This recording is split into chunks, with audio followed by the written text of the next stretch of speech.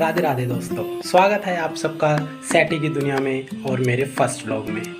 तो मैंने व्लॉगिंग की क्यों सोची, क्योंकि आज से कुछ साल पहले जब मैं यूट्यूब पे मतलब प्रैंक्स देखता था, तो उस टाइम मतलब मैं बहुत प्रैंक्स देखता था।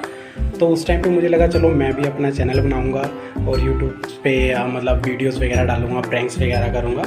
तो उस टाइम पे तो मैं बना ना सका, बट अब कुछ दिनों से मैं इंस्टा पे रील स्क्रॉलिंग करते हुए कंटिन्यूसली ये रील्स आ रही है कि अपना चैनल बनाओ, वीडियो करो, व्लॉगिंग करो, कुछ भी करो।